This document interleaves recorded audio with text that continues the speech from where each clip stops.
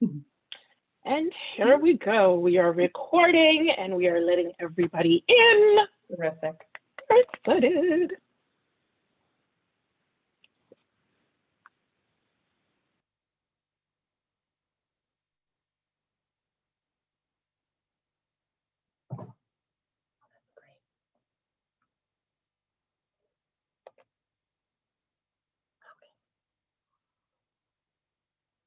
Delicious.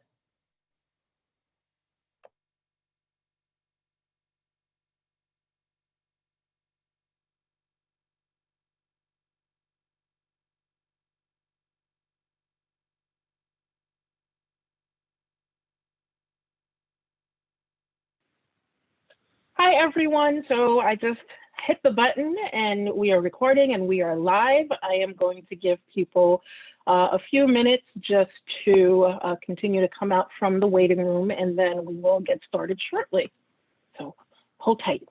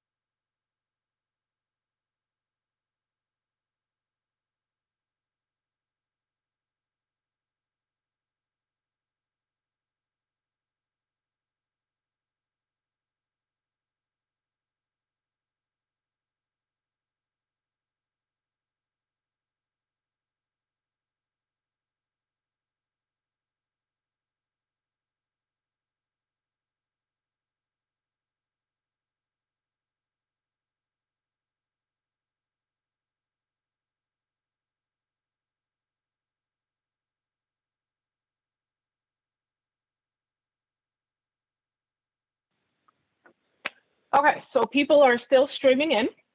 And as they start that, I am going to introduce myself, and I just wanted to spend a little bit of this time to talk about some of our upcoming programs while I have all of your attention. So you all know this is actually our quarterly membership meeting.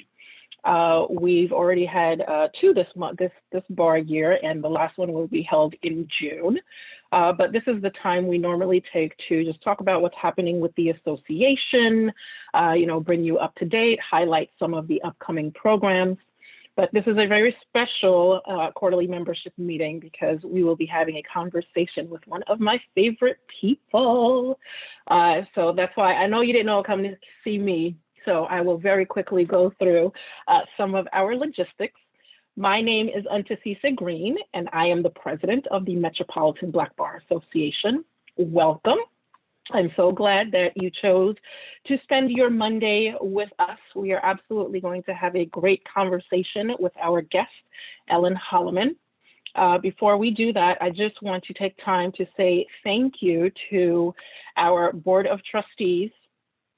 We have many of them. I'm going to very quickly go through.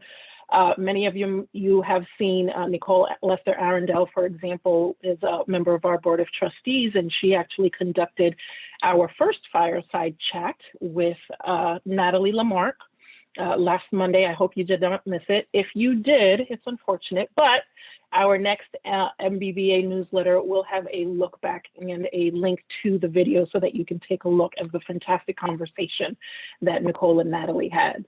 Also, a special thank you to Chris Binns, Eric Cottle, Tromare Crawford, Barbara Gates-Polar, Phil Hamilton, Kevin Jordan, Eric Love, Wayne McKenzie, Inga O'Neill, Dawn Reed Green, Asha Smith, Janisha Tai, and Merlan Telford, all of our Board of Trustees members who have been working very hard to, bring about everything that we have been doing for you the entire bar year.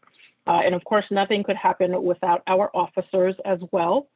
Carl Forbes, our President-elect, Ariel Allen Stewart, our General Counsel, Paula Edgar, our Treasurer, Chantel Sparks, our Secretary, Malika Fulton, our Vice President of Programs, who's been extremely busy, Tanisha McKnight, Vice President of Finance, Justina Rivera, our VP of Membership, and then Shad Lavelle, our VP of CLE and Professional Development. And of course, I would be absolutely nowhere without my two Chiefs of Staff, Amanda Miller and Esther Kajus. So this is just a very, very small sampling of all of the individuals behind MBBA. And a special thank you to all of our chairs of our sections, divisions, and committees. And I want to make sure, I highlight, because it's mid-March, it's already March 15th, believe it or not, everybody. It's going by very, very quickly, but we still have a lot of celebrations, for Women's History Month. Our Black History Month was absolutely phenomenal. I hope you are all able to join us. But even this week and next week, we have a ton of things happening. We have a CLE for real estate that will be taking place on March 24th. And I'm going to refer you to our website and our calendar because you can register for everything there. The real estate section is also going to have their meeting this week, as a matter of fact, on the 19th. Our data privacy and cybersecurity section is having their meeting on the 17th. And yes, I'm going to go through all of this so that you all know what is happening, right? Because there's a lot happening. There are a lot of issues we are addressing that relate to the work that you do, that relate to our Black communities.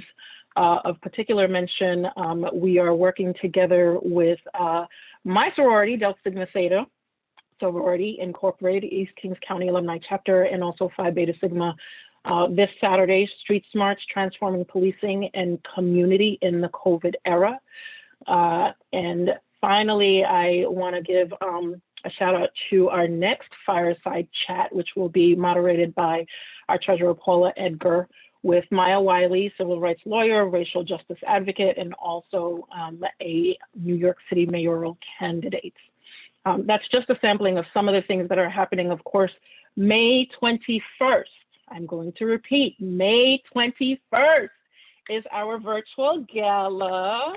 If you want to see Ellen dancing in her flats in her beautiful apartment, y'all gotta come, right? Get your tickets online.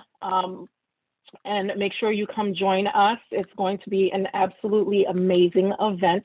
It is the first virtual gala for the MBBA, but it's going to be just as equally fabulous as everything else that we always do. So I invite you to visit our website, take a look at our calendar. We have a lot happening, a lot of collaborations with local, our sister affinity bar associations, as well as our community organizations to help address the issues that the Black community is facing, and also help you with your personal and professional development. So I also want to invite you, use the chat. Okay, let's chat it up. You hear something, great that you want to holler at, you want to raise an amen, and whatever you want, please, engage with us, use the chat to make comments, and use the Q&A function to ask questions to Ms. Holloman. So without further ado, I want to introduce you to Ellen Holloman, who is a partner at Cadwalader, Wickersham, and Taft. I always forget, right? Like just Cadwalader. She's a partner in the Global Litigation Group, and she focuses her practice on representing financial institutions, corporations, and individuals in civil litigation at trial, related regulatory enforcement proceedings, corporate internal investigations. I mean, Ellen has done so much in the areas of securities litigation, class litigation, contract, post-acquisition disputes, employment-related claims. I mean, you see, I'm losing my breath, right? Because there's just so much. But I'm very happy. I'm not going to read her entire bio because that is why we're here. We heard learn about her professional career trajectory, and to just really try to soak up as much of Ellen as possible. I had the wonderful opportunity to work with Ellen when we were both at Sullivan and Cromwell together. I was a neophyte attorney, just trying to figure my way out. And Ellen has always been such a great comfort. And she knows how to make me smile, and she knows how to just lift me when I need that lifting. So I want to take this time. Thank you so much, Ellen, for being here with us today. Thank you for sitting down and talking to me. And so I just want to ask you just a very, very general question. Tell us, who is Ellen? I know it's a very loaded question, right? And I did that on purpose. I didn't send you that one because I wanted to put you on the spot and just let you be at ease and tell us about you. So I just want to start by saying thank you so much to you, of course, my darling, but also to everyone listening. Thank you for having me. It's a tremendous honor to be able to speak to the Metropolitan Black Bar Association. And to me, being with you today, I can't think of anything better. So I just want to say thank you very much. Oh. And in terms of who I am, what a question. It's funny, that changes, right? It depends on the time of day that you get me, because there's some times where I am just a litigator and I'm really focused on it. And there are other times I'm a concerned friend. There are times when I'm trying to figure out how to cook. And, there are other times when I'm comforting groups of people. This last year has been a huge, I think the anniversary was just last week of the year since they declared the pandemic. And it's a year that tested all of us. And I think made me think a lot. You have a lot of time to reflect when you're alone. And I went through a lot last year. I really did. I think I wasn't paying attention to what was happening because I was so busy in the first 2 months. You may remember, I was so busy in those first 2 months. Mm-hmm. I had 2 cases going to trial. I was mediating 2 matters. And you know how things sometimes break. So, and you never have to do everything you think you're going to have to do. Things always make way. So my 2 cases, instead of going to trial, they ended up settling. The mediation that I had, it was spectacular, and everything went really well. And then I looked around, and it was the first week of March, and that was of 2020. That was really when I sort of got my hand. I'd been hearing about the coronavirus, but I wasn't paying any attention to it. And I started listening to the news, and all of a sudden, we were getting some scary emails from our managing partner. And then all of a sudden, we were working at home. And I went from being really worried. I was just really worried. By that first week of April, I was scared. You know what I mean? I was really scared. I live in Crown Heights. And so this is a Black Caribbean neighborhood mostly.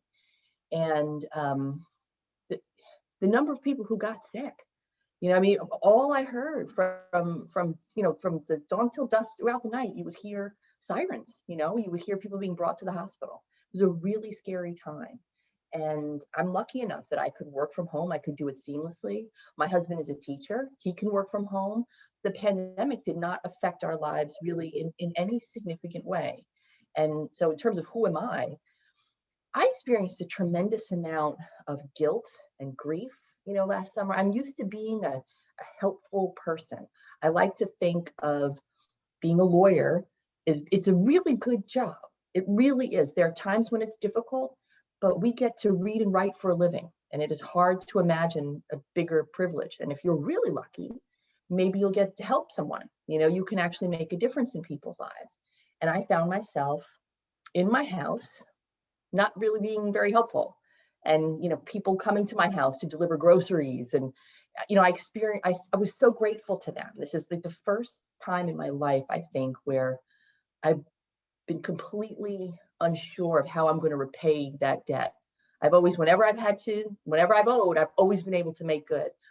I don't know how we can repay the people who worked so hard, all last year, where there was no break and there was no working at home and none of that. Like I've experienced, it was a lot of guilt. And then of course, last May, it was on the same day. George Floyd and Amy Cooper, it was the same day.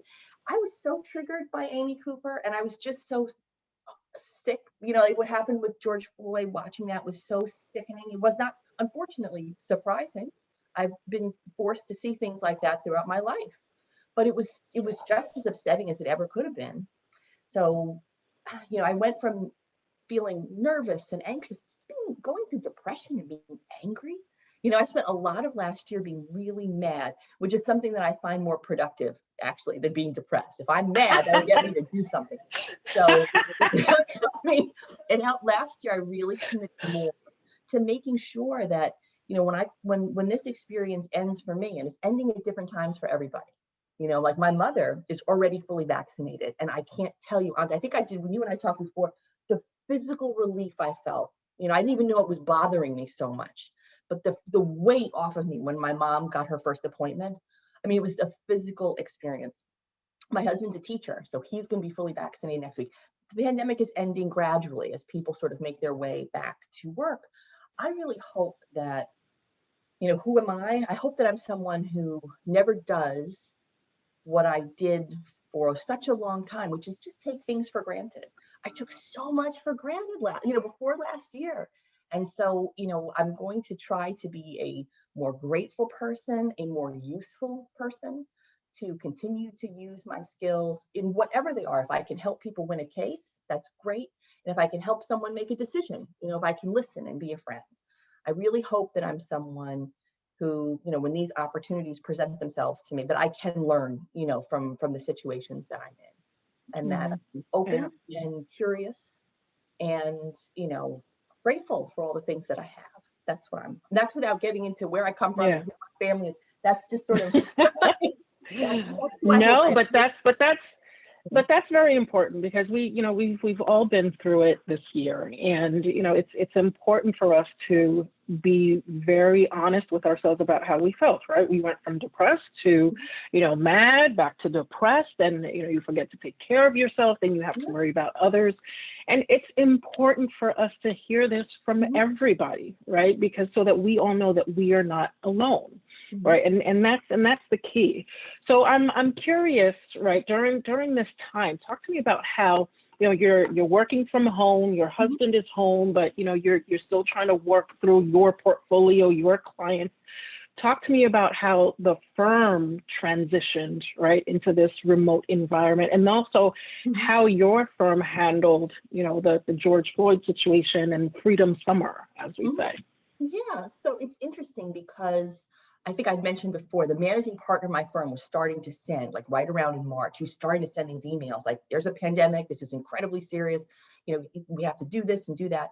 One of the things that he, I guess it was him and the management committee had said, okay, we're all going to practice working from home.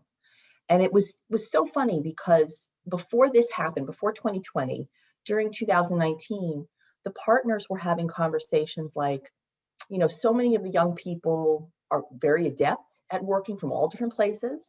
Many of them are asking, can they have a scheduled day at home where they work from home? So, we were talking about that as a policy that, maybe we would announce something that 1 or 2 days a month you could work from home. And that was going to be something. The associates were asking for it, and they were showing how responsible they were. So it wasn't even hard to think you could give it to them. But that was the conversation, work from home 1 day a month. You're talking like that. And then this happened. So he wrote this email and he's like, okay, litigation's going to work from home on Monday. Then corporate's going to work from home on Tuesday. Then tax on Wednesday. We're all going to practice it. And by the time it was Tuesday, he was just like, pack your stuff and go home. And that's where you'll be. We didn't even get through the whole week because the pandemic was taking off in such a serious way. And it amazed me because I think after, there were a couple of like glitches, I guess, that week, but it was incredibly seamless, and that really goes to how excellent our IT staff is and how dedicated and professional they were, answering questions at all hours of the day, talking people through how to set up their computers and things at home. Some of the older partners, I'm just going to say it, some of the older male partners are really used to having someone there 24 hours a day to get their mail and do this and do that. I think they went through a different transition period, but getting them to set up their computer, it's not as easy as that sounds, for some people who aren't ultimately that comfortable with technology. It was amazingly well done. The IT staff was remarkable. It really was. And I think we were working in terms of people doing hours, people opening new matters, people continuing matters, for existing clients. So we were able to, all the things we were worried about didn't come to pass. We were able to maintain relationships. We were able to grow relationships. We were able to keep people busy. All the uncertainties about working in a pandemic, like we were able to meet those challenges. But where did it get weird? I think just watching, I'll give you an example, Anta, really. I'm on a matter where we have calls and sometimes it's 20 people on the call at a time. And the youngest associate is a young lady and she takes notes. That's part of her job. So she opens the call, she listens to everything, she takes down the notes, and then she'll circulate the notes afterwards. So she's always on the call. And there's a tendency, people want you to turn your camera on. They want to make sure when you're doing these meetings that the cameras are on. So she was sitting on her bed. I could see her closet, do you know what I mean? And all her clothes and everything right behind her. And I remember the first time I was looking at it, I felt so much like I was invading her privacy. Do you know what I mean? Like never in a million years would she have all these senior partners in her firm looking in at her clothes closet, looking in at her bedroom. But this is what, that was the easy part, was keeping everybody busy. The easy part was that part. The additional burdens of, and again, speaking from a place of great privilege, the burden to have to work at home. But it changed the way, it really did change. That's just one example where I really felt like I was seeing people at home in a way that they might not have invited me into their home normally. And it was just it was just easy. I always make that joke. It's very easy to shelter in place when you live in a brownstone. It's so simple. Right. If you live in an apartment where you're sharing a room with 2 other people, this last year has been very different for you. So I think the big transition, we were able to keep people, again, very busy, but I don't know if we're still handling like what has been the emotional impact for young people of working from home. Oh, yeah. Excuse me. Do they still feel connected to the firm? Do they still feel supported? Like all those things, there are things that we absolutely worry about. So, and remember, to address the second part of your question, how do we handle those events? I don't know how anybody handled it.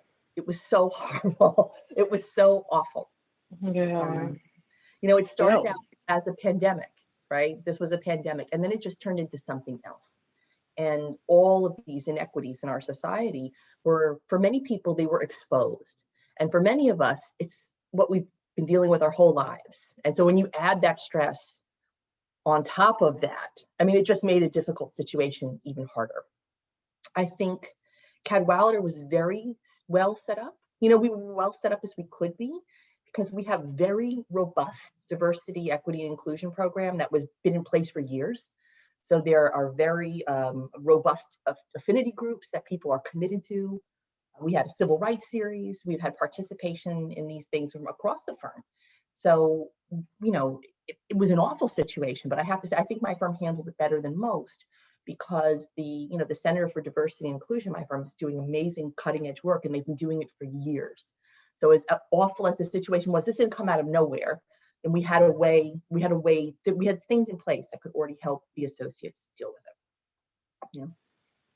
Yeah, and I definitely want to come back to that because that's one thing I would love for you to talk about, because I understand how involved you are with the center. So let's go back, right? Let's rewind, right? Because you're a partner at Cadwalader, but we want to know, how did Ellen Holloman get to the legal profession? Did you always want to be a lawyer? Or did people tell you should be a lawyer because you just exude that, that characteristic? How did you get there? I would start by saying, that comes to every aspect of my life, super lucky. I'm an incredibly lucky person. And I think sometimes people take it the wrong way when I say that. And I say, no, you're very smart. You work hard. I'm like, all that's true.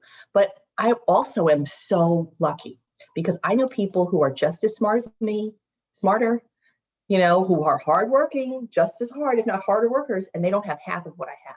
And I have a tremendous amount of support from my family, from my friends, and that has made a huge difference.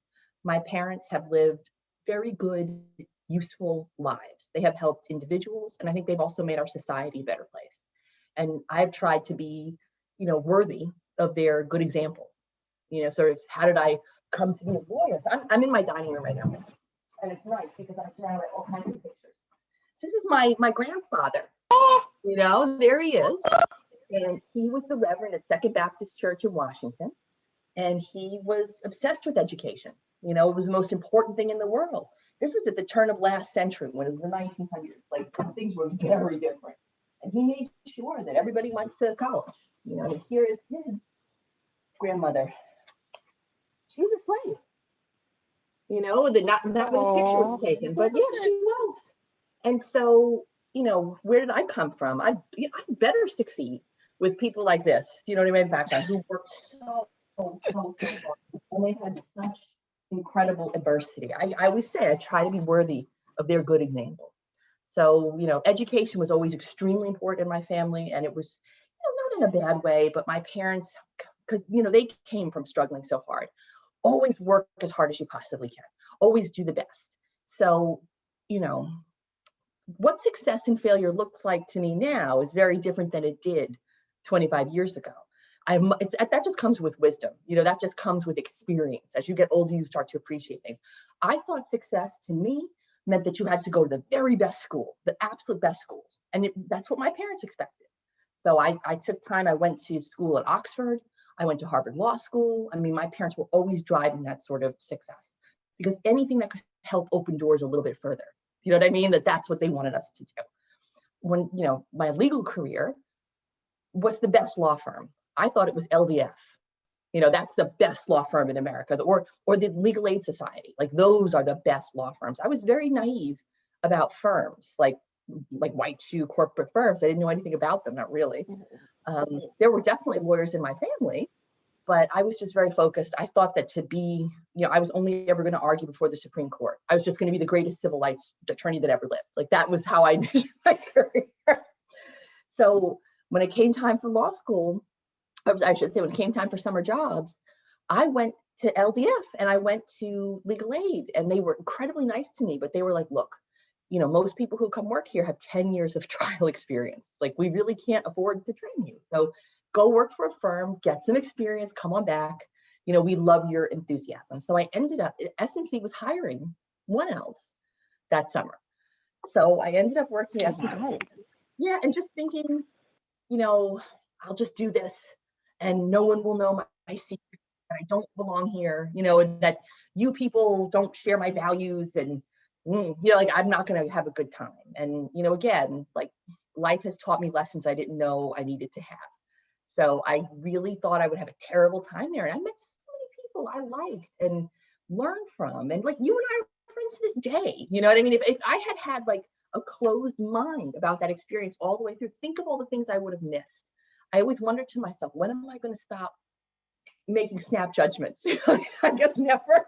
But, I had that snap judgment that I wouldn't do. And I was so wrong. Like, I turned out I loved securities law. I loved solving those complex problems.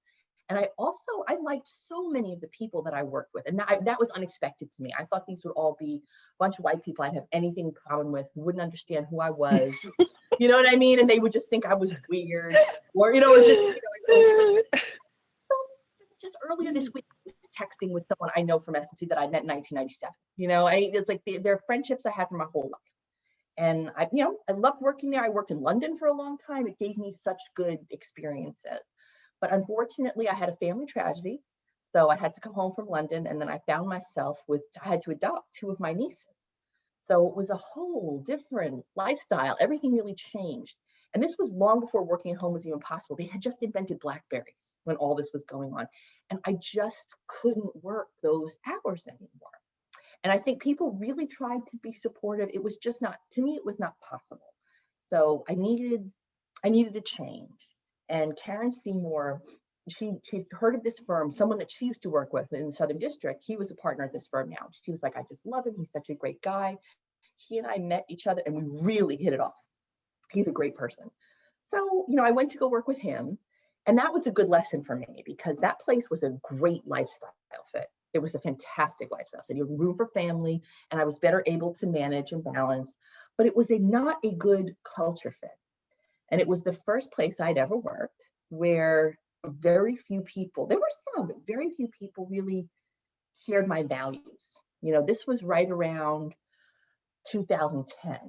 And so the reaction to Barack Obama made me increasingly radicalized as a person. Just the racist reaction to his presidency was something that I intellectually knew could happen, but going through it was it radicalized me. It really did. Like it just made me change a lot. And so when I was working there, this was a place where like terrible trash talk about the president could happen in the hallways. Like you would listen to people saying about Trayvon Martin. That was an experience that really changed me, because I know everybody says this, but it's really true. Trayvon could have been one of my cousins. Do you know what I mean? He could have been any one of these little boys running around my neighborhood. He looks my son, yes. He just, and what happened to him was so terrible. And like listening to people think, well, why was he wearing a hoodie? Garbage like that. It was harder and harder to ignore. And so then when there was someone did a bunch of terrible racist things and made some really wild comments to me. And it was terrible that it happened, right? But we're all built for that in some ways. I'm built for that. Like I can deal with your bad comments, and I've never troubled myself with the opinions of stupid people. It really that's one thing. But the way it was managed, it's awful. But what's worse? Gaslighting and retaliation are actually more traumatic sometimes, than the events themselves. And all this was before Me Too. So we now have a new way, of dealing with harassment, or we're building a new way of dealing with harassment in the workplace. But the kids were in college by that time. And, you take these sorts of events and you just say, well, I don't need to deal with this anymore. I just don't need to deal with this. I reached out to my network. I got so much support. And, I started to have conversations and think about going to work for someone else. And my conversations with Cadwalader were the best, by far and away the best. And it is because of the diversity, equity, and inclusion work they were already doing long before I got there. I'm just so impressed with what they were. That's what attracted me to that place. It was so sincere. It was so heartfelt, and I thought so effective. So yeah, it's been a terrific few years. So, you made quite a few points, which I want to hone in on, especially your transition from Sullivan to the other firm, right? Mm-hmm. Because sometimes, especially, Black legal professionals, when they're transitioning, right, we just sometimes feel like we're just really lucky that someone else will look at us.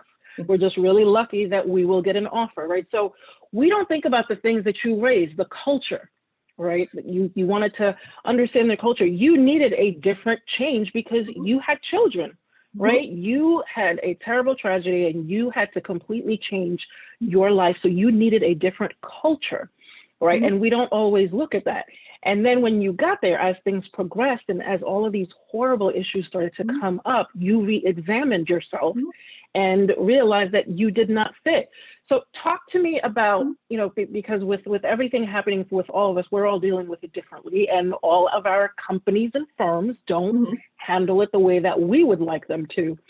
So as a young attorney, or even as a senior or mid-level attorney, how do you recommend that we raise these issues and have these conversations when we are experiencing the racism, hearing all of the side comments and, all the things we really should not be happening at, a place of business? What are some tips you can give us on how to handle this, ourselves personally, and then how to raise it with our supervisors and our partners and, the executive team? It's always challenging. You know what I mean? It really is. But I'm happy that we're having these conversations, that we're also developing a language so that we can have these conversations.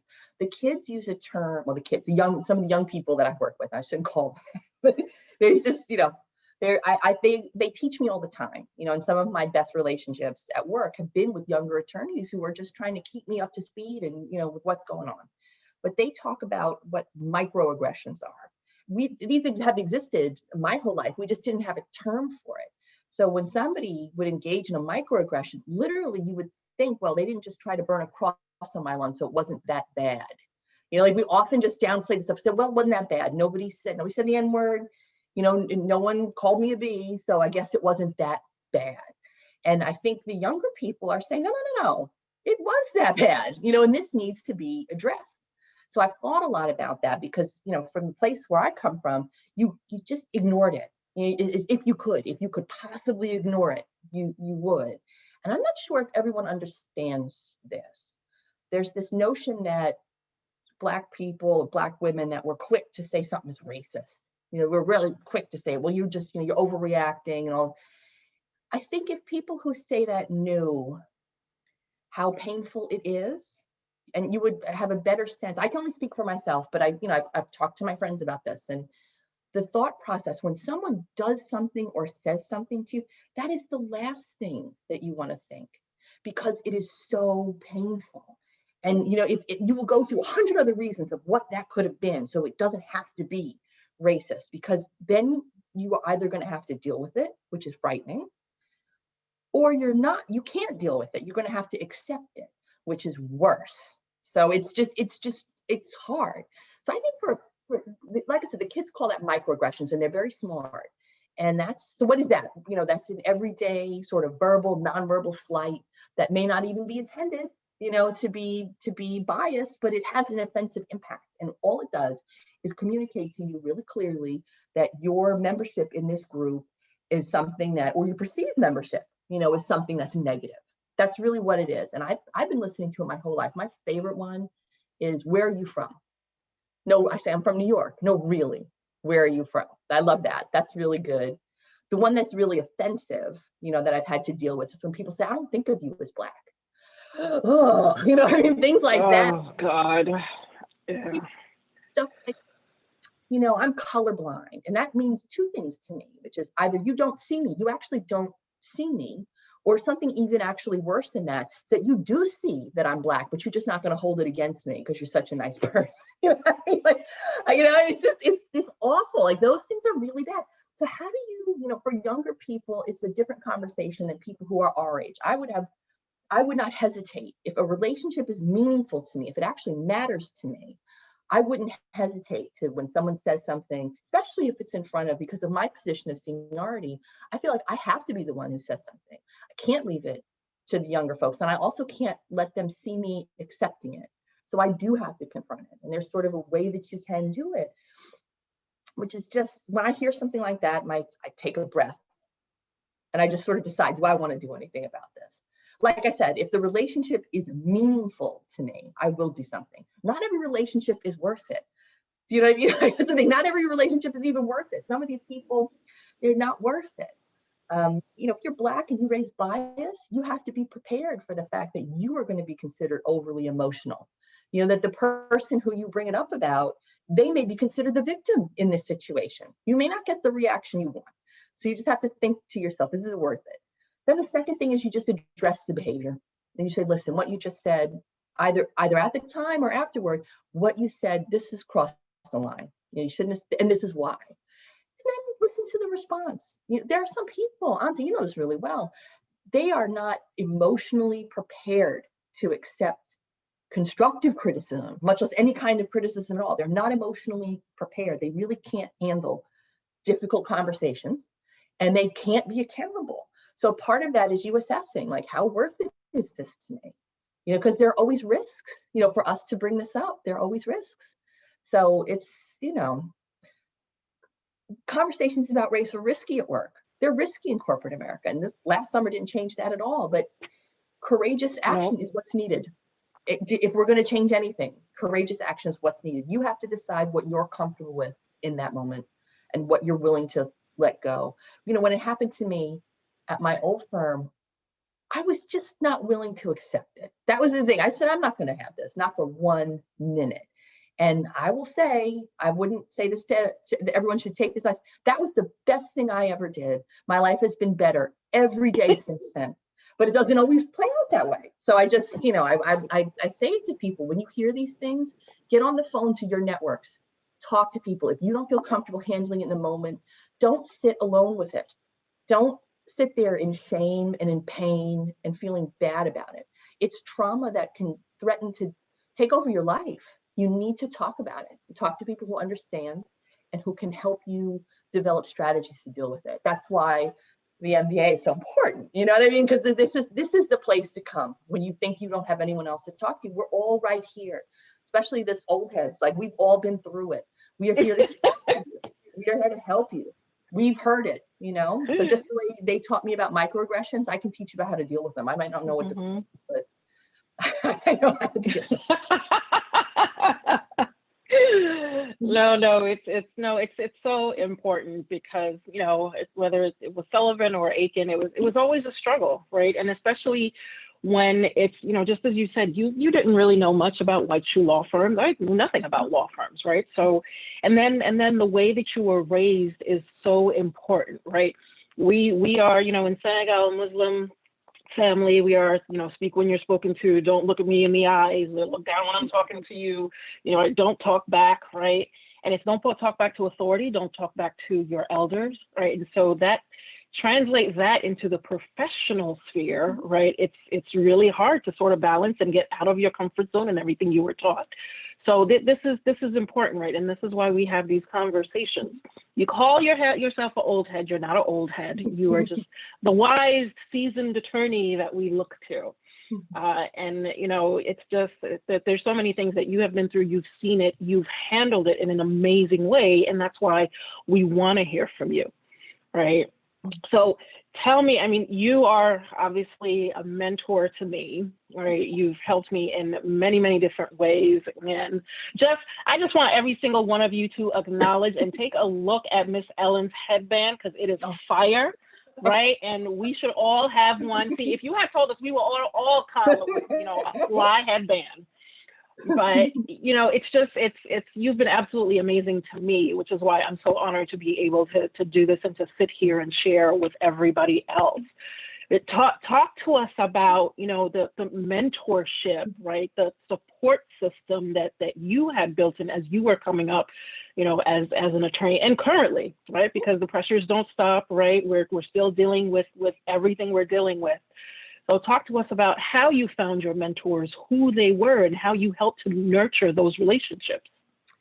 It's so important in general, but particularly for Black women and women of color. We need our mentors, we need our sponsors, and we need our networks. We absolutely have to have a supportive community because it's difficult to thrive.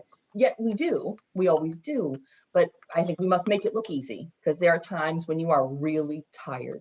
And the only people who can get you through are the people who are rooting for you. Make sure you surround yourself with people who are rooting for you. And that can look like anybody. You know what I mean? That doesn't have to be one particular kind of person, someone who's in your age group. You know, people who want you to do well and who want to see you succeed.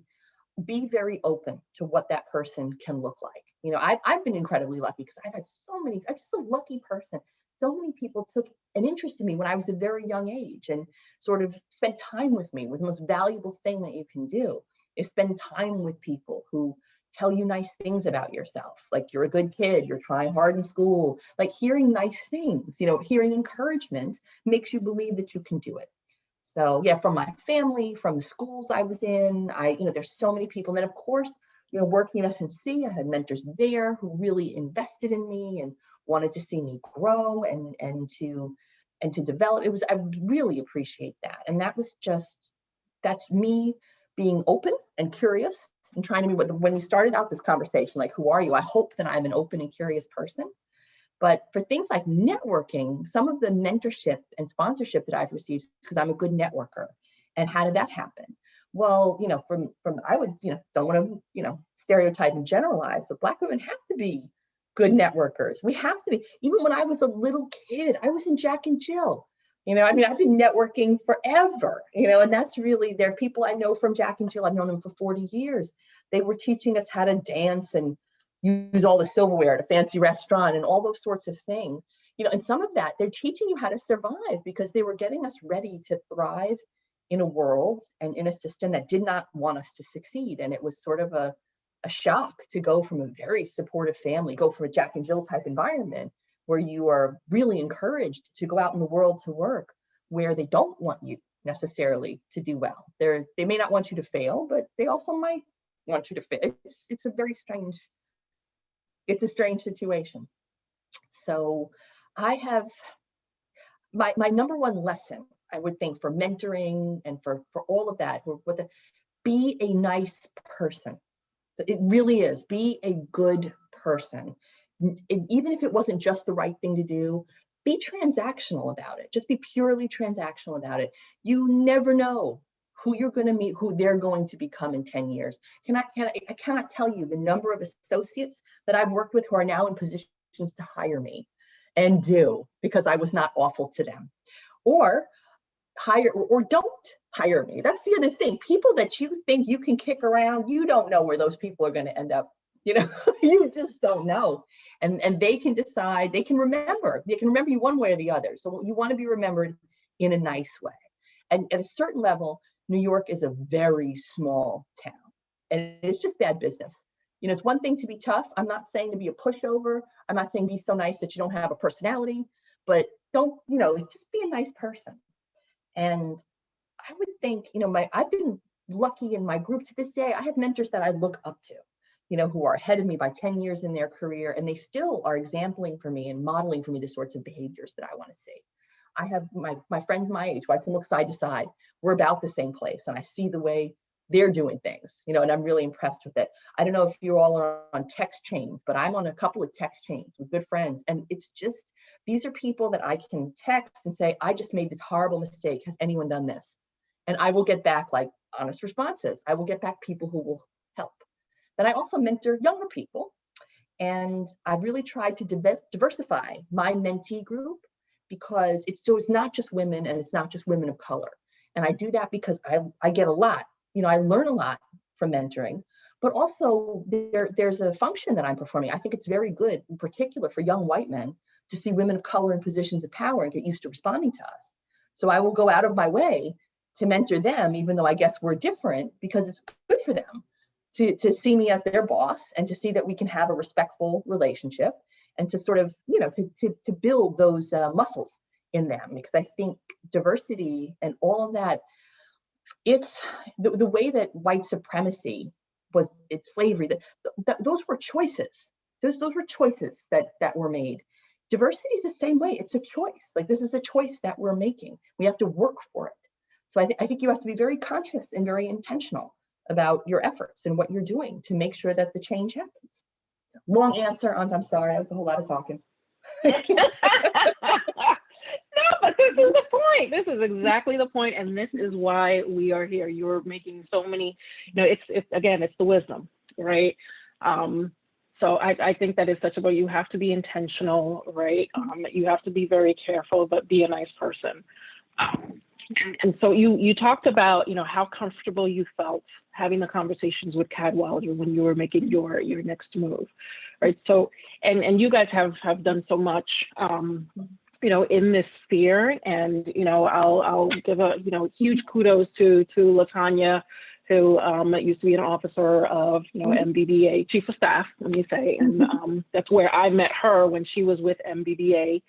And, you know, we've seen everything that you guys have done. So talk to us about your, you know, Cadwalader Center for Diversity, and what was it in your conversations with them that made you so comfortable at a time in your life when you were looking for a change that fit that particular stage of your life? It was just how well done it was, how nothing was sort of happenstance. Like, they were really late, and they, just being really clear, Aisha Green and LaTanya Brooks were just laser focused on doing the work and working incredibly hard. What I learned, there's so many things that I've learned from them. Oh my God, it's hard to pick the one thing. But I think what I've learned very much from them and their work is that people really are not diverse at all, but groups are. You know what I mean? You can build, there's no such thing, that's a diverse person, because that means someone else is not. You know, like understanding a group dynamic, the way that they are focused on the group is extremely important. The way that they manage the program is just really impressive. It's like at every part of the employment process. They have, it's not just sort of this department that's over there. The diversity and equity and inclusion are important in our recruiting. It's important in our training. It's important in how we promote. It's important in salary decisions. It's important in, it touches on how we do assignments. So you get rid of, or to the best that you can, you get rid of conflicts of interest that can come up. You don't let people, you know, choose favorites. You know, there are all sorts of little ways, you know, that bias can infect an experience. And so I see how the way that our Center for Diversity and Inclusion was doing it, is that none of it was ad hoc. There was this, and none of it was reactive. I think that's why, as bad as it happened this summer with George Floyd, how people were just devastated, because the structures were already there in place. What we were doing was less reactive, and it was more utilizing the systems that were already there and in place. And it's because people spent so much time making sure that the affinity groups responded to what the associates needed. That was really, really crucial. So I think what I could see just from the initial conversations, what I could really clearly see is that the diversity and inclusion efforts there at Cadwalader were focused on systems change. Really, it wasn't just like, we have to do this to check a box. I think they had a much bigger vision down the road of what they wanted to see be different. And that comes right from Aisha, and that comes from LaTanya. I think if your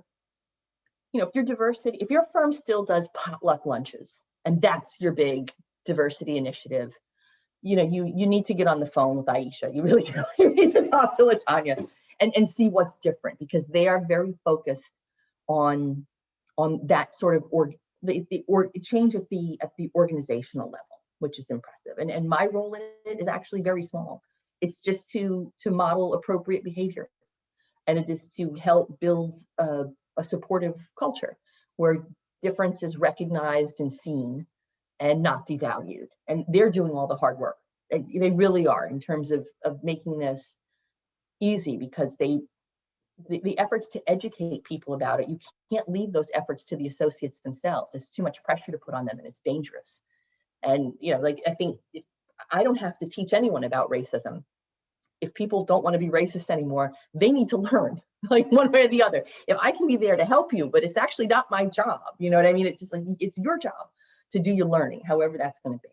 So I appreciate the way that the educational component is not left to the associates at all. Like, they're very like eager participants, I've seen, but it's happening at the level of management. And that's important too. That we're not leaving this important hard work to be done to people who are already billing hours and who are already, going through all sorts of changes themselves. I think that is crucial. No, I think that is beyond crucial, because that's one of the big problems that we all face, right? You have a very small group of, execs who are invested, and it's only those individuals who actually recognize, and it means something to, that will do the work. And then it is pushed on to the associates, right? Here's your affinity group, manage it, take care of it. If there's something you need and it doesn't require money, we'll handle it. All right. So it's hard. The environment is very different, which is why I think the way that you approach it at Cadwalader is just so very important. So thank you for that. Thank you for all the work that you do. That was just one thing to that, why it really does matter too. It can't come down to one or two people, because, like, God forbid something happens to you, and then it's over. Like, you have your moment to change the system so it works when you're not there. And so I was so impressed with what Aisha and LaTanya have already achieved there, because it's really, the more minds we can change, the better. The more people we get invested, the better. But the more that you can actually change the way the system is built, you're going to keep producing better results, and it's not going to be dependent on whether or not certain people are there. So it's incredibly important. It really is. They're making a legacy, is what they're doing, which is really incredibly bold. Agree, absolutely agreed. Which brings me to one of my questions that I actually gave you a heads up on. A characteristic, what is a main characteristic that you see in a leader? I see many in you, and you've mentioned a couple, right? What are one of the characteristics that you think are required or should be, in a leader in order to be successful? So leaders are different than managers, right? Like, if you're a manager, that means you're very attuned to the mechanics. Like, the managers are people who plan schedules. They coordinate assignments and projects. They promote efficiency. Like, they're really the nuts and bolts people. And leaders set the direction, and they develop the mission. So they're actually different. You can be a good manager and a terrible leader. You can be a terrible manager and an excellent leader, because they actually require different characteristics. So leaders that I admire and that I would follow, because that's very important. Who you follow depends, who you're letting lead you will determine where you get to go. So I think it's very important to choose who you follow very wisely. Nobody follows managers. It doesn't happen, but people follow leaders. And so you have to develop virtues that are related to diligence and to courage and to fairness. You really do. If you are, as a leader, you have to be like masterful in your field, like really, really excellent, to the point that you can see past the day to day and sort of see a better and more clear vision. You also have to behave how you want others to behave. If you don't model that behavior, it's not going to happen. It doesn't matter how, bright your vision is. You have to put in the hard work to not only master your field, but then you have to control yourself. And you can't be having, I think it's interesting. Cadwalader is an interesting place in that way, because virtually all of the partners, it's hard to, maybe the oldest ones don't anymore, but basically all of the partners are working partners. They're experts we're experts in our fields. We have a history of strong performance, and we don't just let someone else do the work. Like, all my partners have their sleeves rolled up, and they're really dedicated to making sure that the work comes out really well. And where I see leadership that I admire the most is almost always around conflict. And it sounds interesting coming from a litigator, but when you're leading groups of people, you're leading teams, you have to show in your own behavior to younger professionals how the adults in the room are going to solve problems, and how we're going to address conflicts. And we're not going to tantrum. We don't do that. We're not going to yell and scream, because it doesn't get anything done. And if you really want to get people excited about coming to work 18 hours a day, a lot of that falls on you. You have to be very hardworking. You have to be a fair person, and you have to be very brave. Sometimes you will be so scared. Like, I often get really, really scared, but you just have to push through. I do. So how do you push through? Mm-hmm. Sometimes it depends on the situation, right? Sometimes I barely make it through. My knees are knocking together. My voice is scared to death. But there's nothing. Pain makes you fearless. You know what I mean? Like, it really does. And the thought of losing sometimes, I will say whatever. I will do a cartwheel. I will do whatever it takes. I gotta win, when it comes to court. I will do whatever. I'm not embarrassed anyone. Something that I might be embarrassed to say if I wasn't in court. If I'm in court and that's what it takes, I'll say anything. I will, anything that's true. I'm not going to lie. I'm not going to misrepresent the situation. But, I find bravery in my moments of the biggest, the most frightened I ever would be is failing in front of a room full of people. So you just, it depends on the situation that you're in. I've always been lucky and be able to find my courage. So I'm going to ask you to flip. What sort of behavior or traits have you seen, derail emerging leaders? A lot. It's a lot. I think there are two things. Sometimes people have terrible toxic personalities, and no matter how good they are, they can't get people to work with them for more than 18 months at a time. And people approach some of these issues and they think, we can get sued. There could be an employment action. Respectfully, I'm not saying this in a negative way. Employment lawsuits, that's lunch money. Okay, they get settled for nothing. What what you're really doing, what you are doing when you create a toxic workplace, the amount of effort it takes to correct that, you will never be able to attract talent. You will have a terrible reputation. Just settling somebody's lawsuit, if that's what you're focused on, yeah, it's potluck lunches for you. There's so many bigger picture issues to focus on. Bad behavior. I think the worst behavior, the one that makes me most frustrated, and I don't like working with people who do this, is the blame shifters. That is the biggest derailer to me. The only good thing about making mistakes in front of a whole room full of people, because you won't die, but the only good thing there is that you get an opportunity to learn. You get an opportunity to change and grow. That's the good part. And if you are constantly shifting blame and saying it's somebody else's fault, you're never going to learn anything. If you can't have a difficult conversation or accept even just constructive criticism that's designed to help you, if it's always somebody else's fault, never your fault, that blame shifting is just the worst. And the other one that really, for me in particular, and I say this comes for me as a Black woman in this society, what drives me crazy is when there's just this complete disalignment between somebody's competence and their confidence. When I see people who just, you need to know what you're doing. You really do. And you also need to have the character to admit when you don't know something.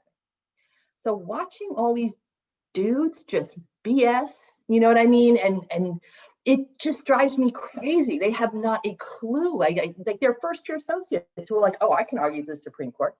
Where does this come from? You know, I think that women feel like we have to be experts at it before we would ever volunteer for anything. Whereas I think it's often that men feel like, well, I can just do anything I want. And that it drives me nuts when I see the disalignment between somebody's competence and their confidence. When people just project that they are this, that, and the other thing, and they don't have the actual skills to back it up. I think a lot of incompetent people get promoted because their overconfidence is what gets them, they look like they know what they're doing. And overconfidence to me is the most logical consequence of privilege. And I just can't stand to see it. The two things that drive me. Agreed.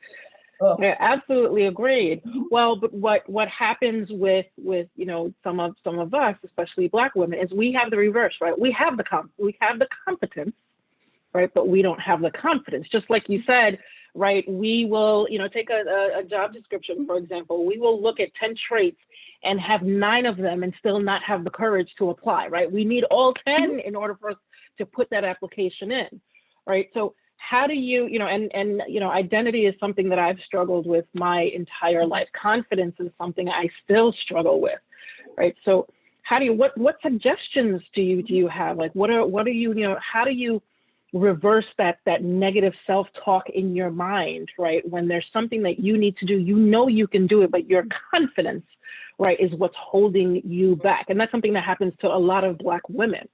How do you deal with that? How have you advised your mentees to deal with that? You really do have to make sure that the voice in your head is very loving. You know what I mean? You really do. Like, would you talk this way to your friend who came to you in trouble? Would you say some of the horrible things you say to yourself to anybody that you cared about? So you really, sometimes you have to physically disrupt bad thoughts by getting up and moving around. But if if there's a certain amount of self-reflection where you think, oh, I really screwed that up, I should do better. That's healthy and normal. But then there's just really putting yourself down in a very harsh way. And you have to stop that, because if you don't believe in yourself, it's a truism, nobody else will. You have to speak to yourself, encourage yourself, speak to yourself very kindly without BSing yourself. If there's some hard truths you need to face, you should face them, but you don't have to berate yourself. I think a lot of people, like I hear them say things, oh, I'm so stupid, I should have, relax, you just made a mistake. It's totally normal. But it's really true. You have to make sure that you talk to yourself lovingly and that you encourage yourself, because it took me a very long time to realize this, but your outlook is going to determine the outcome. That's a fact. So if you just decide that things are terrible, they're going to be terrible. They really are. If you decide that you're going to give it a try and that you may fail, but you are going to get up the next morning, you're not going to die, everything's going to be okay, you will have made a mistake and you will have learned from it, it will make you a little bit more able to take those risks. And we as Black women, but Black people, this is just true for us. That struggle is constant and it's all the time, because confidence and projecting, the thing that I'm most afraid of is in some ways not making a mistake. I'm afraid of being perceived as a threat. Like you really have to be careful when you're asserting yourself, because what you are just saying, like very calmly, I don't agree with you, I think your idea is wrong. People will out of nowhere say, are you mad at me? No, like I'm just disagreeing with you. Like I'm not, if I'm mad, you'll know it. Like I'm not mad at you, but but the idea is like just disagreement can be seen as anger when the last thing I am is angry. So we are constantly like, when you want to project your confidence, it's not enough that you have to overcome shyness, or being an introvert. You also have to worry about frightening people, and it's a struggle. I'm never going to say that it's easy, and I'm certainly never going to say I know how to do it, because I don't. But I just try really hard. I can say I try and I don't stop trying. Oh no, same here. We were just talking about that, right? I'm like, I'm always nervous, right? Even just clicking start webinar, it's like, okay, breathe, relax, it's going to be okay. Because the confidence, lack of confidence actually is always there lurking. So it's a very exhausting process to get yourself out of that negative self-talk, right?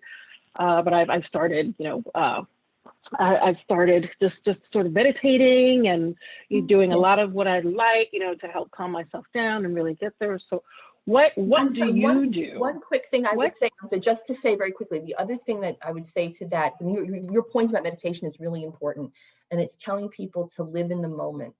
Like, take a second to appreciate what you just achieved. Stop telling yourself I can't do this next thing, or here are 15 reasons why I can't do this next thing. I won an award recently, and literally the first thing I thought was, what am I going to do next year? Literally, just in it and enjoy, appreciate. That would be my advice. And just, appreciate, just live in the moment a little bit. Stop thinking about all that stuff. No, it is. It's very hard, because especially with our personalities, right? We're thinking about what's coming up next, what we have to do next, how can we, and we don't. And it's the small wins, right? And sometimes, at least for me, I don't think about the small wins because I'm so focused on, the big wins, and we don't focus on that. Mm-hmm. So tell me about your hobbies. How do you, what is self-care to you? How do you relax? What do you do in all of that spare time that you have when you're not working? It's funny. I think women, we get told to tough it out, right? You get told to ignore your symptoms, take care of other people. That message is just really, I've got that message for most of my life. And I'm very proud to say that I am no longer one of those people. I'm really not. I will try to take care of my health. How did you get there? Share, because we want to get there too. Realizing if I don't take care of myself, I won't be able to achieve all the things I want to achieve. And literally I have to take care of my health so I can get it all done, because I just have too much to do. And that's another one. There are many things that other people can do for you, but nobody can get on the elliptical machine for you too.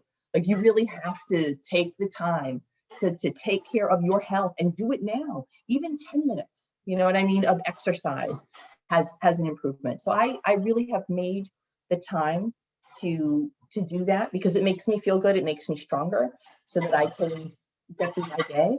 And for everybody, you just develop the rituals and habits that you need that will promote your well-being and help curb anxiety. Because I definitely have lots and lots of anxiety, and this last year has not helped. I just I was supposed to go out to dinner, and I had a nightmare that I was outside and I didn't have a mask on.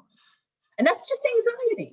All that is just anxiety. I had an anxiety train. But this last year's been rough. I think everyone is worried about their families. None of us have dealt with grief. So whatever your habits are that will help reduce your stress, I do a face mask almost every single day. At least once a week, I do a self-care ritual, and I love it. It makes me happy.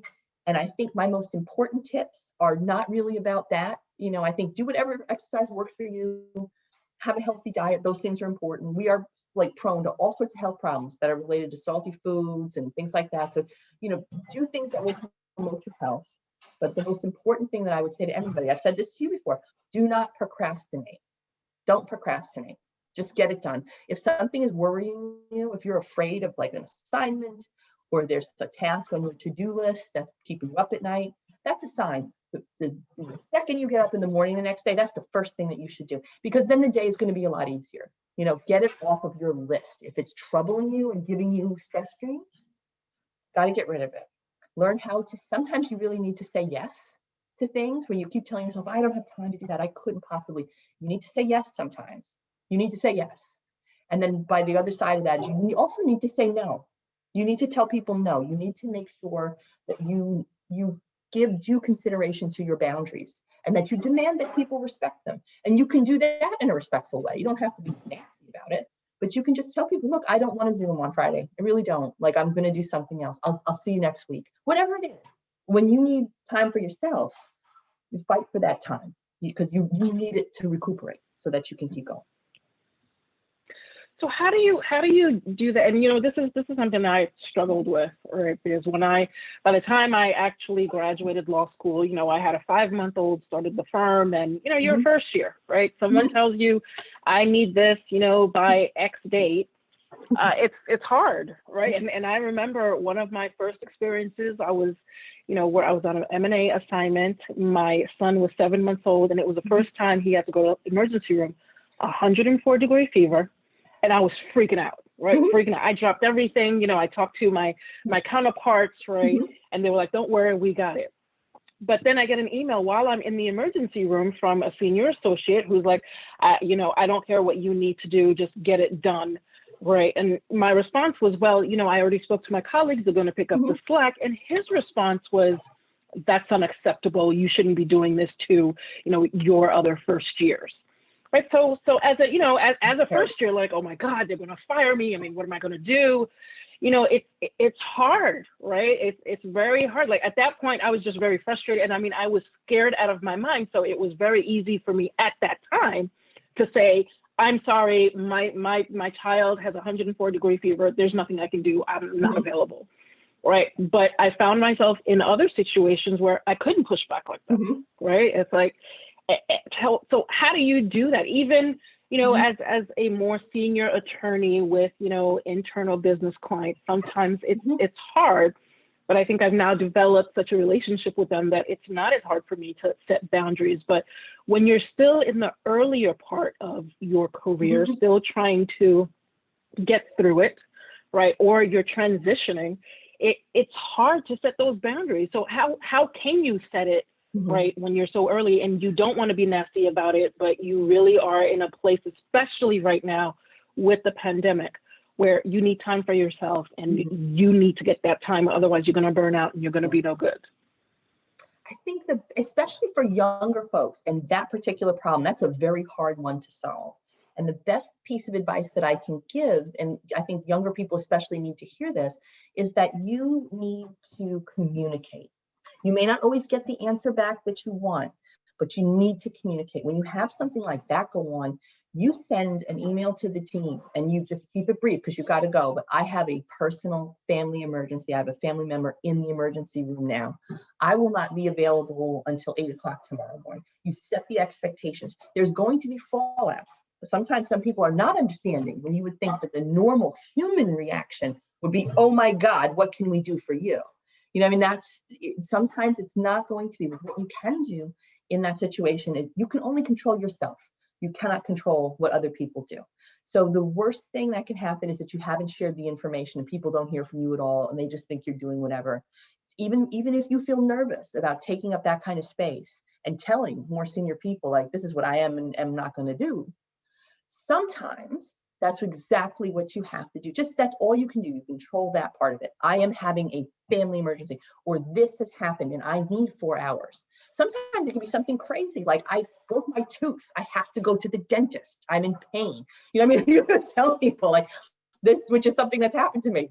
You just tell people like, you just tell them, and whatever they're going to do is what they're going to do. But you can give people the information they need so that they can get their work done. And if they're waiting on you and they see you as someone who isn't aware of the work and won't deliver, that's bad for you. But if they understand that you're not delivering right now because there's this going on, that sets it in a different light. And again, like I said, I know younger people feel nervous, telling senior people what they're about, but sometimes you just have to swallow that lump in your throat and just do it. That's my best advice for them. And it is hard, and it's always going to be very scary, right? But as you said, leaders are brave. And I want to emphasize a point that Nicole made in the chat, right? Women also need to stop saying sorry when needing to handle these important life moments. And I find myself, wanting to apologize, and I do. I still do it, right? I don't say I'm sorry, but, my apologies. And it's hard because I'm also, the kindness, right? You're trying to be kind, you're trying to be courteous. But I find when it's those situations, right, whether it's with family or yourself, we do apologize, and people put us in those awkward positions. So it's hard because I always get that lump in my throat. right? It's like, oh, I When can't do we it. apologize, No. we apologize for things we didn't even do. We are Yes. constantly apologizing for things that are out of our control. We have nothing to do with, because we are so busy making other people feel comfortable and wanting other people to be okay. So you're going to take ownership of a mistake that you didn't make. And like, it's one of these things I don't see, not to make it too gendered, I don't see a lot of men who do that. I mostly see women making these apologies. I still do it, and it took me years to deliver bad news to clients. Instead of saying, I'm sorry that we didn't get this decision, I just say, I'm very disappointed with what the judge chose to do. This is what's next. But to resist, it's like a physical urge. I have to dig a pen in my leg not to apologize. It's hard. It takes years, and sometimes it still pops out. So it's very hard. No, I get it, and it's just comforting to hear, right? I mean, as your partner at a great firm, you've had so many accomplishments during your life. This is what we need, right? And this is why, MBB is here, because we need to hear it from you, from our seasoned attorneys, from people who are role models to us, because we're all human, right? We are all absolutely human. So I want to bring up a question in our Q&A. When your firm or office isn't supportive during emergencies such as this, is it time to look for a new firm? I think that's a great question. It's a fabulous question. I think, being a lawyer, I think many of us have chosen, and even if you're not a litigator, law can be very adversarial. There actually often is, the best outcomes are negotiated and everybody wins a little bit, but often there are winners and there are losers, a lot of these conversations. And you're already a certain type of personality. It's a certain type of work environment where people are assertive. Some people have rough edges, and there's always varying kinds of professionalism that you'll run into. There are some people who are much more, even though they're being very assertive and everything, much more polite, much more professional, easier to deal with, even when you don't agree with them. And then there are other people who yell and scream and tantrum, and they think that's normal. And, if I behave that way, like my chance of getting shot by the police, okay, it's just real. I cannot behave that way, even though I don't feel that way. There's certain kinds of behaviors that are not available to me. I just cannot relate to that. And when I see people acting like that, that doesn't look good to me. That looks like you're just out of control. But anyway, that's what it looks like to me. But, in terms of time to look for a new firm, there's certain professions that may just not be hospitable to your values. And it's extremely important to work in a place where your values, where you share values. If you don't share values, people will cross the line with you again and again, and it will be exhausting, and it will start to affect your health. So, for things that are important, like if you have a baby in the hospital and you get a crazy email from someone who knew that you had a baby in the hospital, that is, that's just, that's so unacceptable. Like, I don't even know how to describe it, because it's beyond impolite. That is unprofessional, deeply unprofessional. People who are happy in their lives and who are grounded in their profession don't abuse other people and don't treat them that way. That just doesn't happen. Like, happy people don't do that. So I think it's a good question, and everyone has their own limit, and everyone has their own sense of what they can tolerate and what they can't. But I think, anything about your children or your parents, if someone is not understanding that they come first, then yes, like I would think there are many other places that you could work. That to me is uncivil behavior to the nth degree. And it may be that you cannot reconcile that. But that's not someone having a bad day. That's someone who does not share my values. Agreed. Absolutely, agreed. And having gone through a number of those situations during my career, it always, the answer depends on, where you are in your personal and professional life, right? I mean, I was the breadwinner, right? My husband wasn't working. It was our first child, so there were a lot of things where I just couldn't say, okay, it's time for me to, right? The pressures. But then there comes a time, right? You get to your limit, and it shouldn't have to be at a point where you get to your limit, right? You shouldn't have to tolerate all of the microaggressions, everything. You have to determine what your limit is and what is happening in your life, and whether or not that's the time for you to make a move. I wasn't, as lucky and could not make the move at the time, but I had friends, I had circles, I have my mother is my heart, and, she is always there to listen to me cry, wipe off the snot, and, just pick me right back up and, get me to do what I'm doing. And pain, at least for me, pain is always a motivator, because then it's like, oh, really? Okay, let me show you what I can do, right? Notwithstanding what you've done to me. Yeah. So it's hard. It's definitely not an easy decision at all. Any boxer will tell you that a second win comes from pain and frustration, and it comes from being hurt. But that second win, you will rise up righteous. So, be very careful.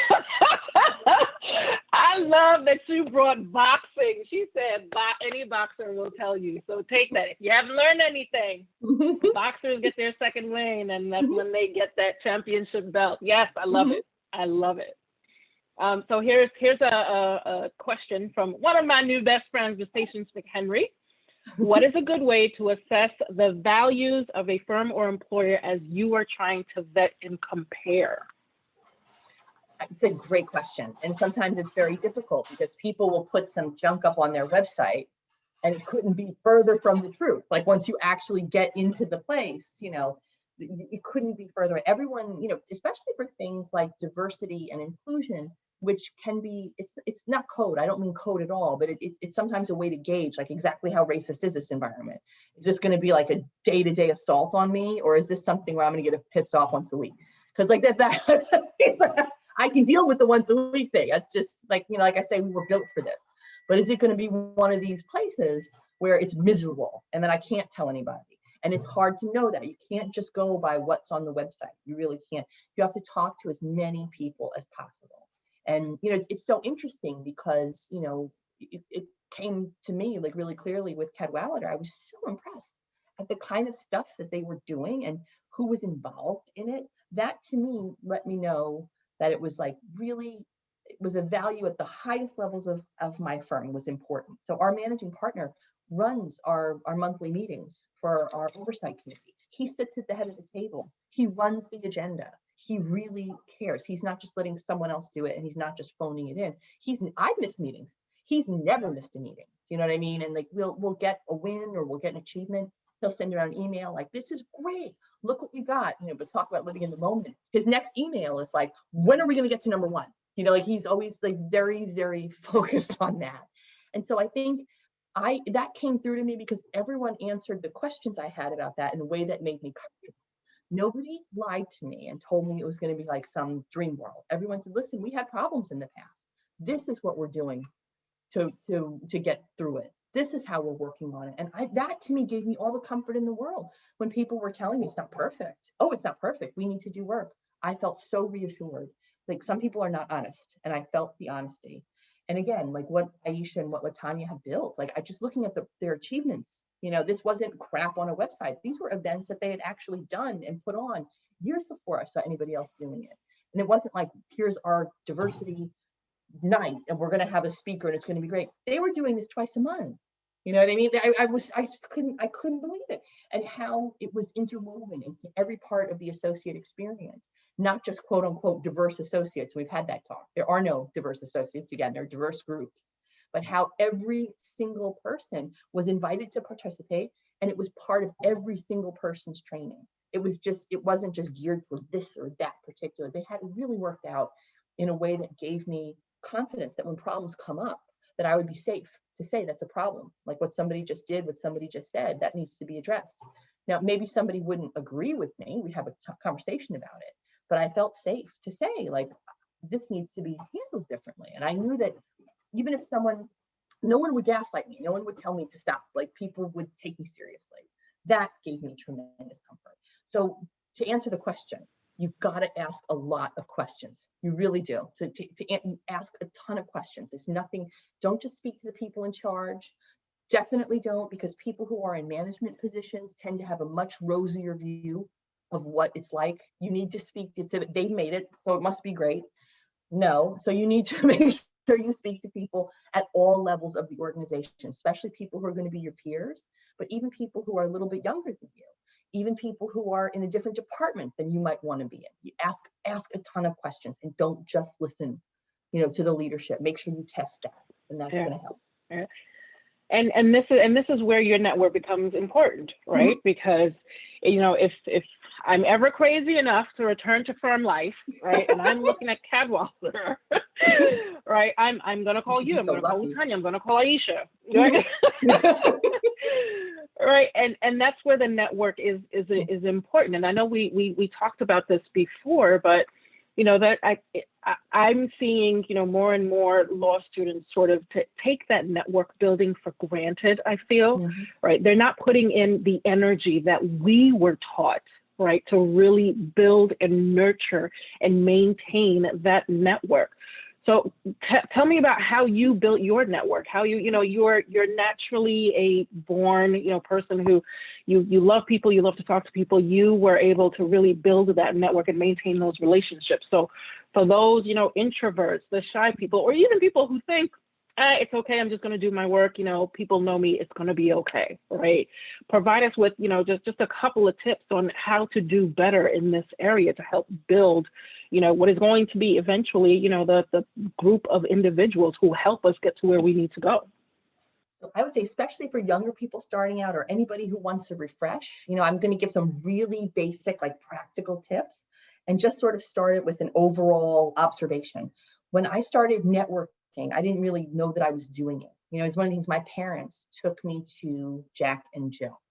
And the whole idea, it seemed silly, but these weren't kids that I would have naturally chosen as my friends. You know what I mean? Kids that I like to hang out with. We were in a group together. And we were, even from a very young age, that was, our association was our membership in that group. And our parents all had very similar values, which is work hard, work hard, work hard. You've just got to succeed. You've got to do really well in school. So that's what united us. I never thought about it as networking until much later. It was just something my parents were making me do, literally.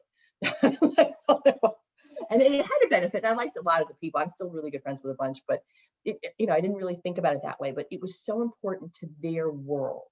So before there was social media, we went to, when I think about the significance of Alpha Kappa Alpha in my family, that's my sorority. And, in terms of, when I think about my Aunt Marjorie, she was the supreme basilisk, the 15th supreme basilisk of the organization. It was really meaningful to her. She was the first Black woman to graduate from University of Chicago with a PhD in mathematics. I mean, she was really, really, really smart. And she was consistently iced out of every job she really deserved, you know what I mean, by somebody who was less qualified. And I think she was always beautifully dressed, beautiful, calm, but I can tell how it was just so frustrating for her. So she threw herself into her networks of Black women. First of all, to have that comfort, people who understood her experience, sort of what she was going through, where she was coming from. These are people who could help her overcome hurdles. She saw the value of that. And she also, because of who she was, saw the value of giving back to younger people. She never wanted anybody to sort of have to go through some of the rejection that she went through, which was really difficult. So my networking, again, in my family, I understood the value of it from a very early age. Once I was old enough to start thinking about, and in my family, you could be an alpha if you were boy, or you can be an AK if you were girl. That was it. Those were the choices. That was it. And so when I started thinking about getting old enough to join a sorority, part of that was sisterhood, all that, but also knowing that this was going to be useful for me growing up. This is when I'm professional, these are people I'm going to know who are going to help me. So I would say to young folks now who are thinking about this, you're really fortunate, because I did all this with a old Black notebook with people's phone numbers written down in them, and they would have to get updated. Use your social media. You know what I mean? Use your social media, use your Outlook contacts. Spend time when you go to, once we'll be allowed to socialize again, take it seriously. If you're an introvert and if you're shy, go with a buddy, call a friend and say, listen, this is a networking event. It's going to be good for my career, but I don't know what to say to anybody. Can you please come with me? To get a friend, that's the thing. And don't just stick with your friend. Just walk up to the tallest person in the room and start a conversation. Just pick something. The more that you do it, the better you'll get at it. It's one of those things that no one is naturally good at it. You have to practice it. And the people who make it look like that work really hard at it. So definitely work your social media. Do that. I'm glad you said that, because one of our other questions is, what tips you have for people who find networking and maintaining relationships somewhat draining? And I know it's hard. It's hard. It's draining. It gets exhausting without a doubt. But I just want to hear your response.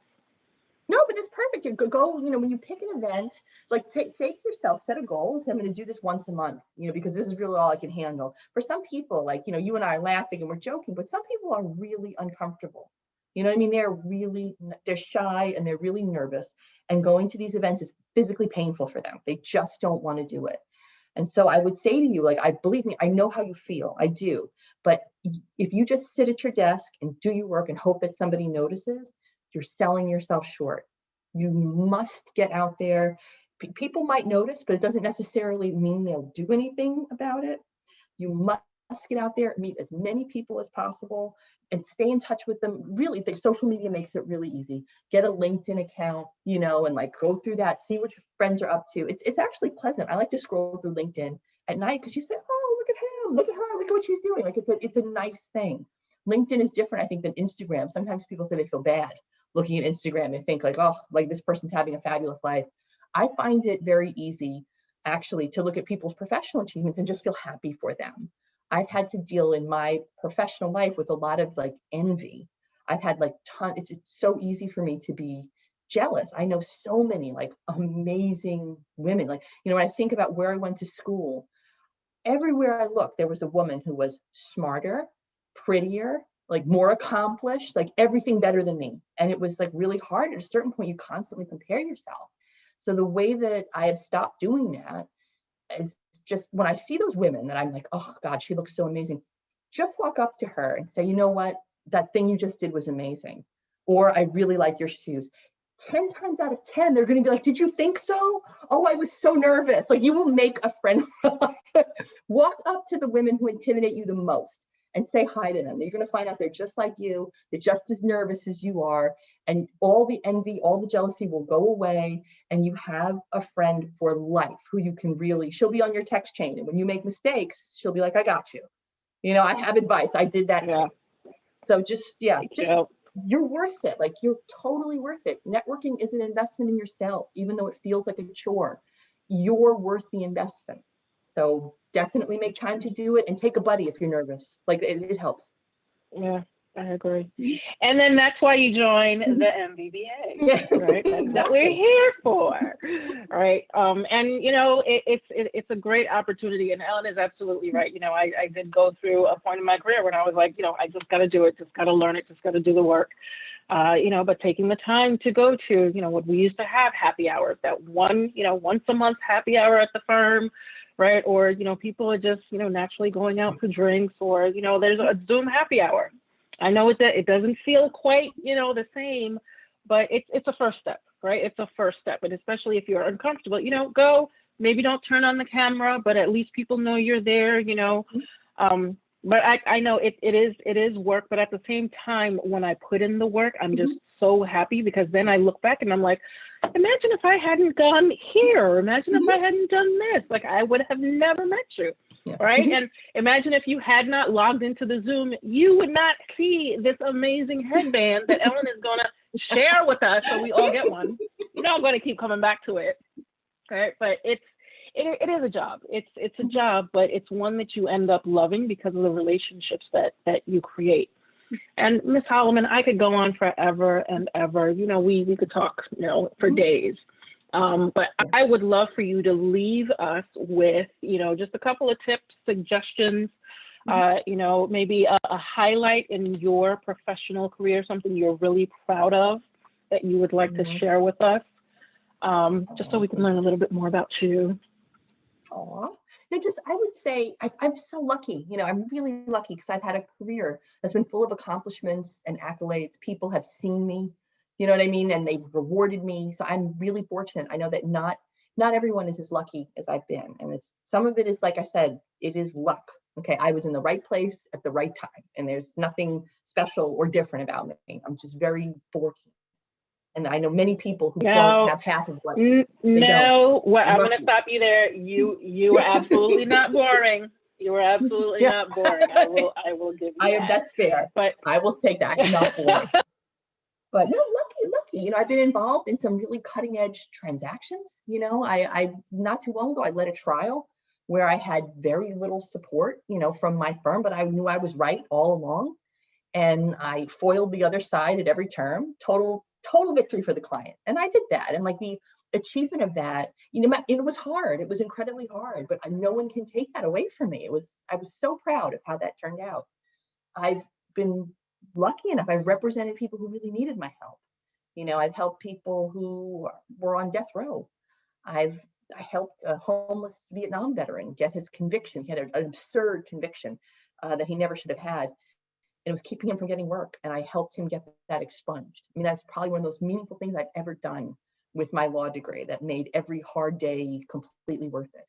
But maybe what I'm most proud of, honestly, is that throughout this journey, I've created a group of friends, and like a really strong network of most, and it's men too, of course, but it's mostly amazing women who, I don't know, they give me advice and they give me support, and they love me enough that they're honest with me, which is really, really helpful. Like they'll come running to help me, if I should need it. And again, they respect me enough. I'm lucky enough to be surrounded by people who will tell me the truth. Some people don't, they're just too much trouble to tell them the truth. Okay. They're just too much trouble to talk to. And I'm lucky that I have women in my life who will say, look, you did that amazing. Or look, you need to focus, you need to focus up on this thing. So that was incredibly important to me. And I guess, some things we've been talking about all night is I left a workplace, which was like on paper was a very good job, but I left a workplace that did not deserve my excellence, and they benefited from it every day. But I left that workplace and I took a chance on going to another firm, and it's the best thing I've done in a long time. So there's a lot of things I'm proud of, but yeah, I think working in a wonderful environment and having supportive friends, that I've managed to create that group of friends through my work, has been the most meaningful. People like you, Anta. Oh, here goes the tear. I can't do the Denzel one drop tear, but there's tears. Well, it's been such an amazing pleasure, and I wish we didn't have to stop. Well, we got to stop for the Zoom, but we don't have to stop. But I want to just reiterate some of the things that I have learned from you, because I've been taking notes, right? So hearing encouragements makes you believe you can do it, right? Which I absolutely love that. Be open, be curious. Getting ready to, people helped you get ready to thrive in a world that did not want you to succeed. Your number one lesson for mentoring networking: be a good person, be a nice person. And then also, difference is recognized and seen and not devalued. So important and so on point. And of course, your outlook is always going to determine your outcome, and don't procrastinate. I got to remember that last one. Don't procrastinate. Lord have mercy. But the one I'm going to put on my social media is: a boxer will tell you that a second win comes from pain. I think, and my father is going to love that, because he made me watch boxing all the time when I was younger. But just a couple of nuggets from this absolutely amazing conversation. Thank you so much for being here with us. Thank you for being open, for sharing, being honest and vulnerable. And, I'm so glad to be able to call you a friend. And we are glad to be able to call you a lifetime member of MBB. Yay! Yes! I encourage everyone to do it. Yes, you heard it. Ellen said everybody do it. Lifetime member. But this has been absolutely amazing. We will absolutely have more. We are working with both Ellen and Latanya and Aisha to be able to do more and continue to partner with Cadwalader. They have been amazing MBBA supporters over the many, many years. So stay tuned for more. We will have our next Fireside Chat will be with Maya Wiley on the 29th. And in the meantime, please join our data security team on the 17th this week for their meeting, as well as our real estate group on the 19th. A lot of amazing things to continue to celebrate Women's History Month. But special thank you to our board members, to our officers, and to all of our chairs. They're all here, and I wish I could go through all 40 of you by name. But I'm sending all of my love and thank you for all of your hard work. So with that, thank you, Miss Ellen. Love you, love you, love you immensely. And thank you everyone for an amazing evening. All right. Bye-bye, everybody. Take care. Be well. Stay safe. Absolutely. Thank you, everyone. Thank you so much. Bye-bye.